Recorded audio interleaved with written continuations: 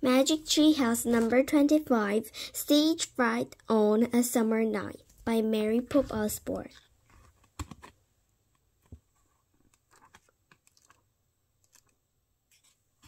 Prologue. One summer day in fright, Pennsylvania, a mysterious tree house appeared in the woods. 8-year-old Jack and his 7-year-old sister Annie climbed into the treehouse. They found that it was filled with books. Jack and Annie soon discovered that the treehouse was magic. It could take them to the places in the books. All they had to do was point to a picture and wish to go there. While they were gone, no time passes in fright. Along the way, Jack and Annie discovered that the treehouse belongs to Morgan Le Fay. Morgan is a magical librarian of Camelot, the long-ago kingdom of King Arthur. She traveled through time and space, gathering books. In Magic Treehouse books, number 5 to 8, Jack and Annie help free Morgan from a spell. In book number 9 to 12, they solved 4 ancient riddles and became master librarians. In Magic Treehouse number 13 to 16, Jack and Annie have to save 4 ancient stories from being lost forever. In Magic Treehouse number 17 to 20, Jack and Annie free a mysterious little dog from a magic spell. In Magic Treehouse books 21 to 24, Jack and Annie help save Camelot. In Magic Treehouse books number 25 to 28, Jack and Annie search for special kind of magic. Chapter 1, Special Magic. Jack and Annie sat on her porch. Lightning bugs blink in the warm summer twilight. "Wow, a shooting star," said Annie, pointing at the sky. Jack looked up, just in time to see a streak of light flash through the sky. The light hovered above fright woods. Then it disappeared into the treetops. Jack caught his breath. He turned to Annie.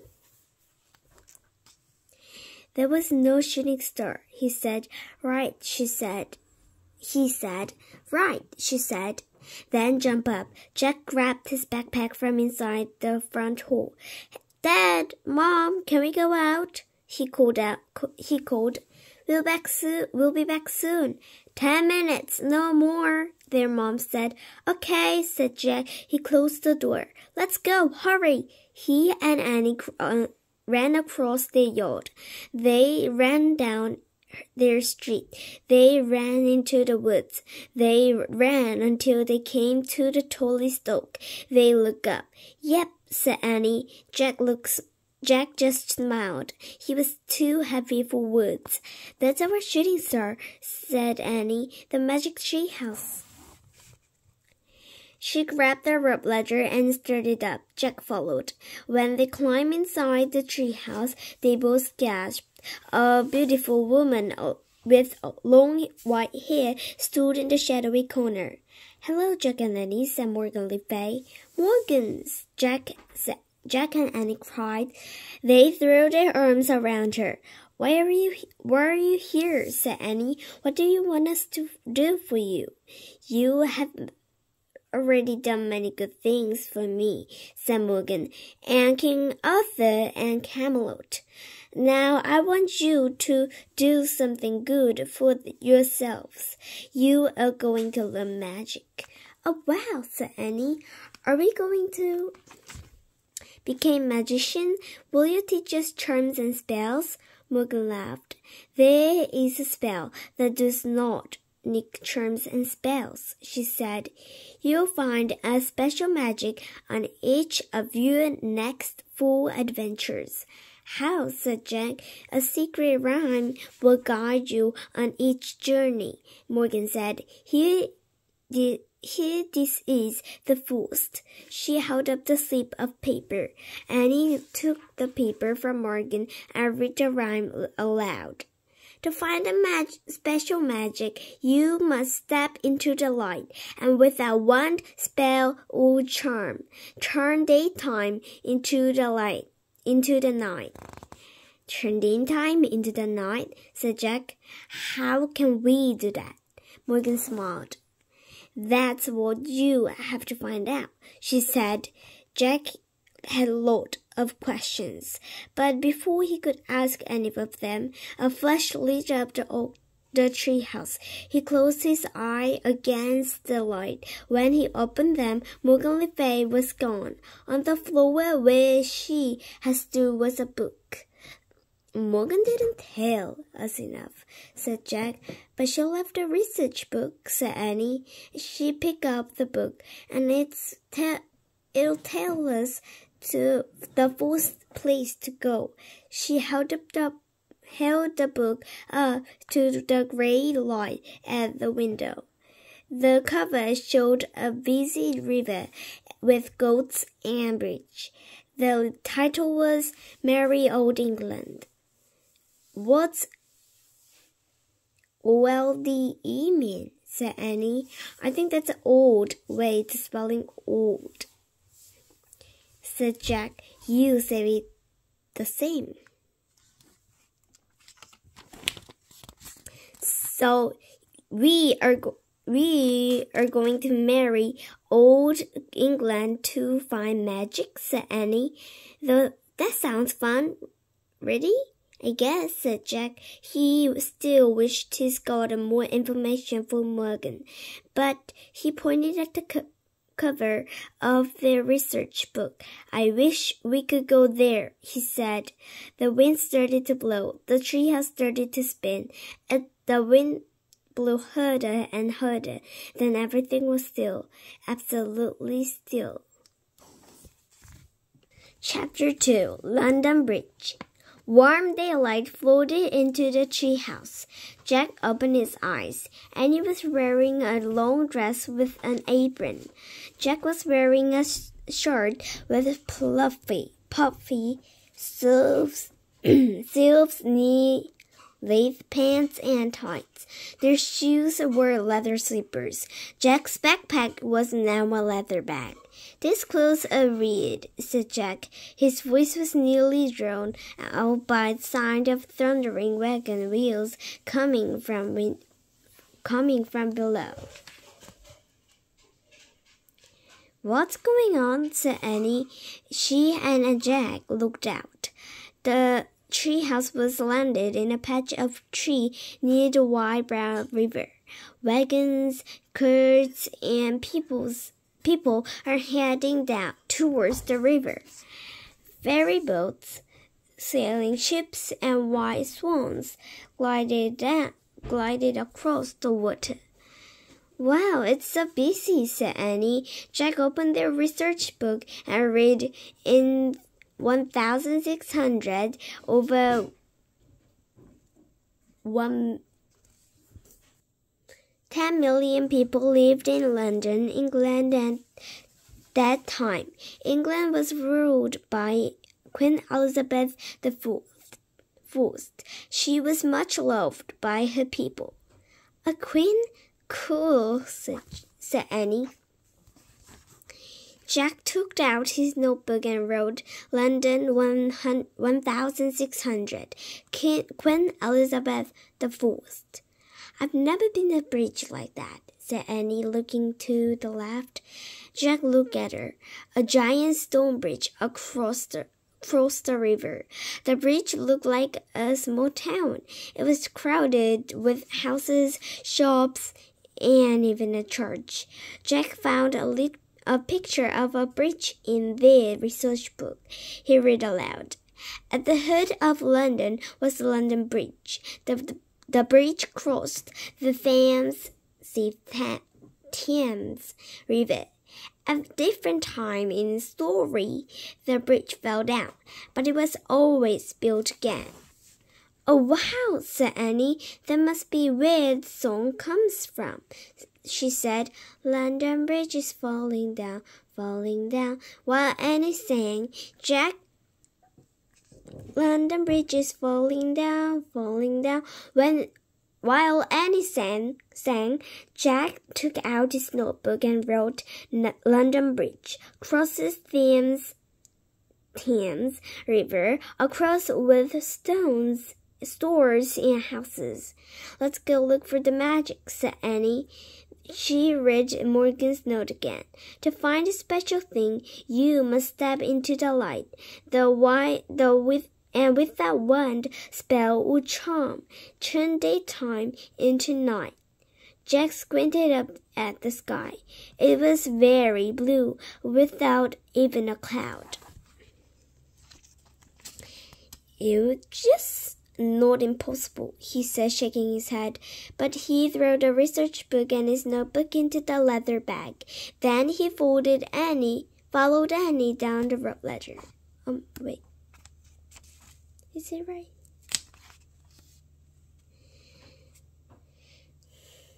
Annie down the rope ladder. Then, when they reached the ground, they stood walking towards the river. P.U., Annie said, holding her nose. The river smelled terrible. No one else seems to mind the smell, though. People were cheerfully piling into ferry boats or heading for the bridge. They all seemed happy, as if they were going someplace fun. A group of ragged boys brushed past Jack and Annie. They were about 12 or 13 years old. They were laughing and out of breath. Hurry, we'll be late, one shouted. The boy ran towards the stone gateway leading onto the bridge. Late for what? Said Annie. What's on the other side of the bridge? Why are they in such a hurry to get there? I don't know, said Jack. He pulled out their research book. Let's see what the book says. No, let's just go or we'll be late, said Annie. She took off running. Okay, said Jack. He put away the book and ran after her towards London Bridge. Chapter 3. The Bear Garden. Jack and Annie passed under the stone gate, way that led unto London Bridge. As they started across, Jack was amazed. The bridge was so noisy and smelly. Wagon wheel rumbled like thunder over the cobblestones. Pot clink in cuts, hoots neighed, shopkeepers shout. Good pies, hot peas, new pines. Shoes, soup, soap, salt, a shoekeeper called Jack's sigh. What like you, boy? He shouted. Nothing, thank you, said Jack, and kept walking. Watch out! A cart driver yelled. Jack grabbed Annie's hand. He pulled her out of the way. The cart rolled past them over the narrow roadway. Look, said Annie. She pointed to a bear in a wooden cage in the back of the cart. The bear had matted brown fur. His head was down. Down. As the cart rumbled on, Jack shook his head. What next? He said. Them, said Annie, looking up. She pointed to a huge black bird sitting hunched at the edge of the rooftops. The bird sat still as they stared down at all the goods and animals and people crossing London Bridge. Jack shivered and moved quickly past the gaze of the giant silent birds.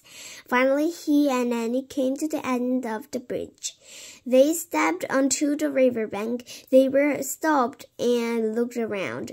Oh, I wonder where those big kids went, said Annie. Jack studied the crowd heading down the road that led from the bridge.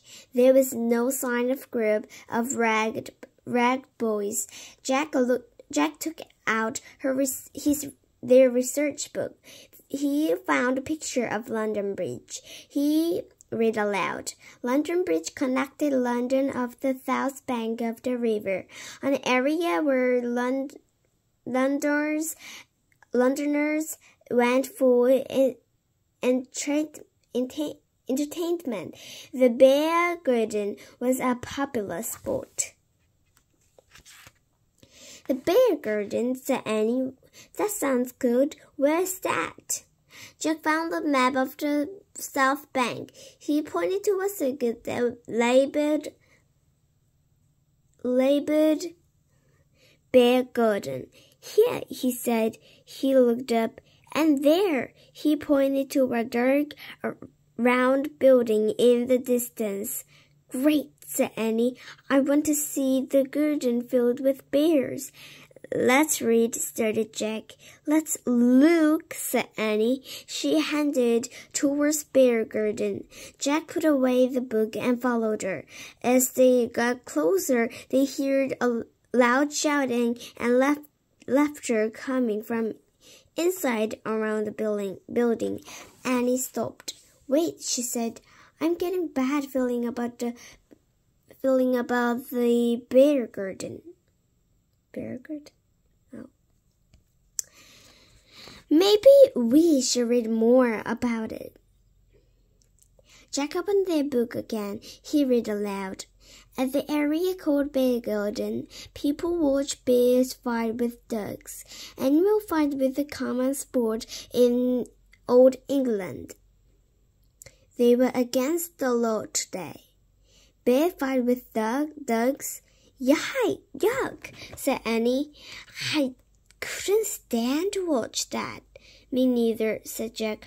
Forget the place. He started to walk away. Hey, Jack, look over there, said Annie. She pointed to a cot nearby. That's a bear that passed on the bridge.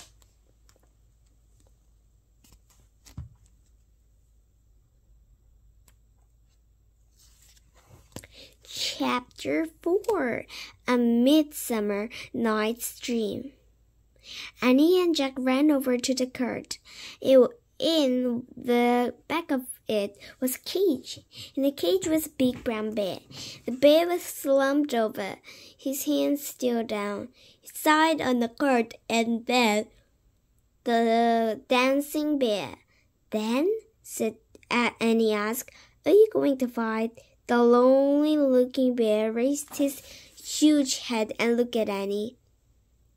His dark eye was sad. He let out a low moan. I understand, Annie said. You don't want to fight. You're asking me to take you away. Annie reached for the door of the bear's cage. Away with you! Someone shouted angrily. That's my bear! Jack and Annie rolled around. The cart driver was charging towards them. He's mine! I'm selling him! The man shouted. Come on, Annie, let's go, said Jack. He pulled her into the crowd walking down the road. But I have to save Dan, said Annie, looking over her shoulder. The guy wants to sell him in bear fights. I know, said Jack, but we can just steal him. But that guy is his owner. Jack looked around. He needed to get Annie's mind off the bear. He saw a group of older boys from the bridge. They were walking towards a round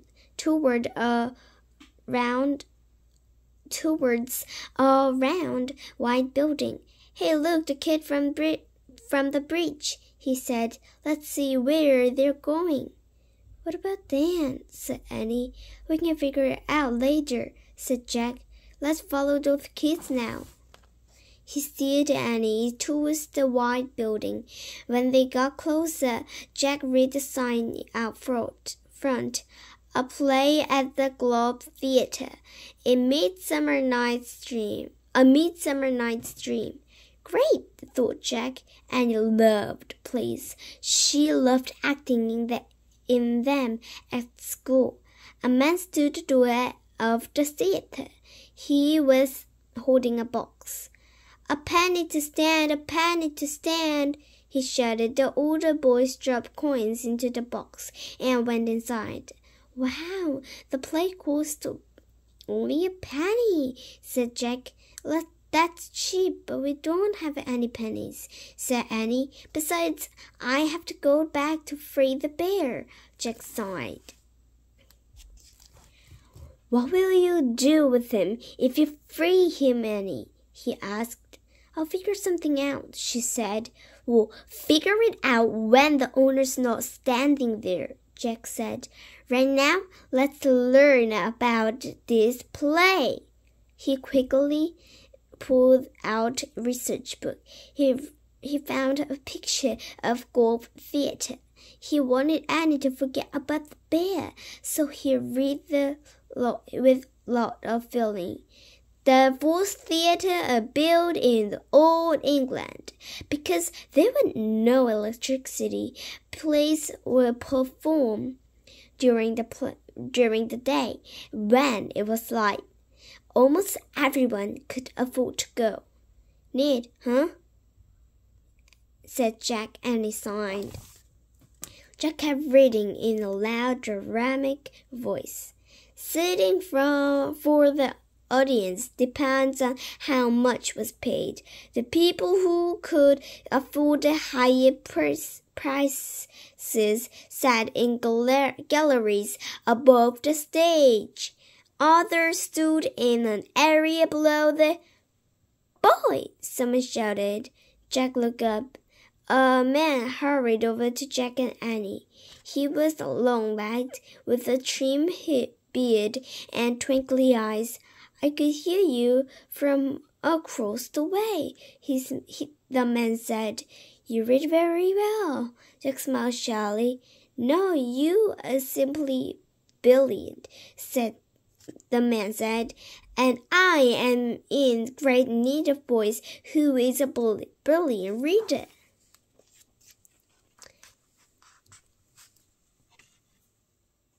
Chapter 5, Stage Fright. Why do you need a boy who's a brilliant reader? Annie asked the man. Because I have just lost two fairies, he said. He pointed at Jack. You can read both. And you idiots, thought Jack. Well, bye, see you around, he said. He nudged Annie to move along. Wait, she said. She turned to the man. What do you mean my brother can read both fairies? Read them where? 2 boy actors didn't show up today to play fairies, said man. But your brother read with such expression. He can save us all. Jack stared. Was this guy saying what he thought he was saying? The man, you mean want Jack to be your play? Said Annie. Indeed, said the man. The 3,000 peoples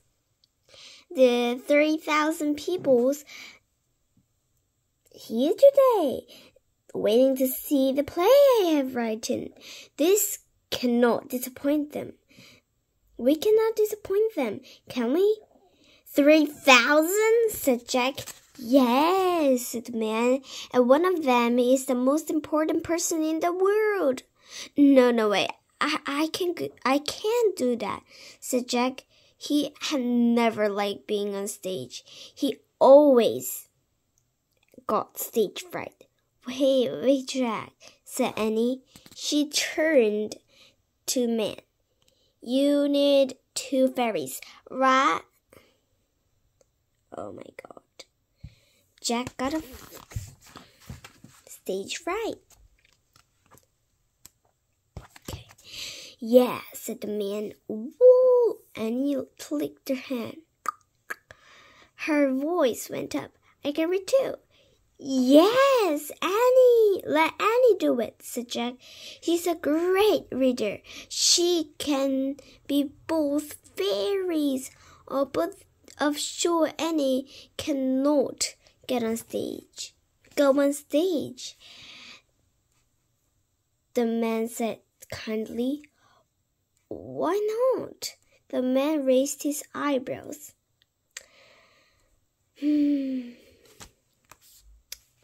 Surely you know it's against the law for girls to go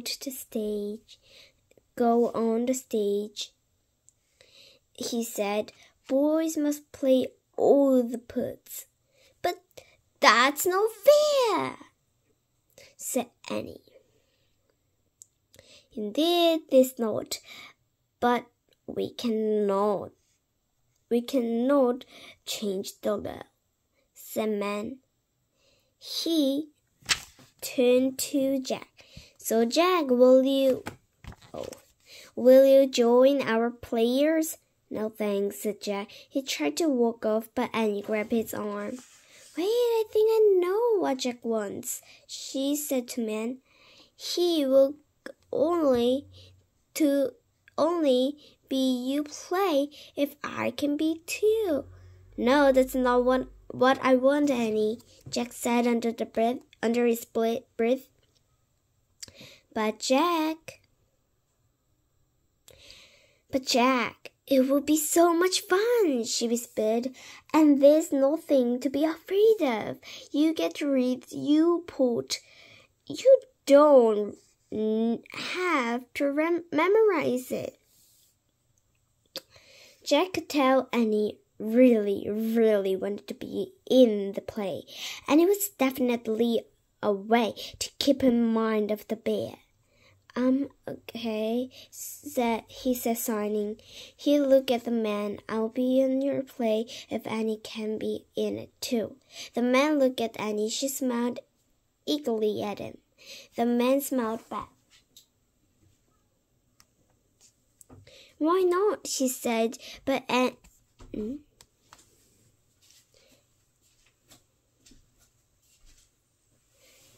eagerly at him. The man smiled back.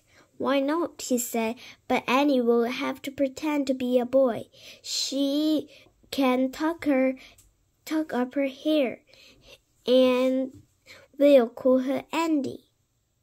Well, yay, thanks, said Annie with a grin. A trumpet blasted inside the theater. Hark, the play begins, the man said. He looked Jack and Annie by the hand. My name is Wool, by the way, he said. Come along, Jack and Andy. Be as swift as shadows.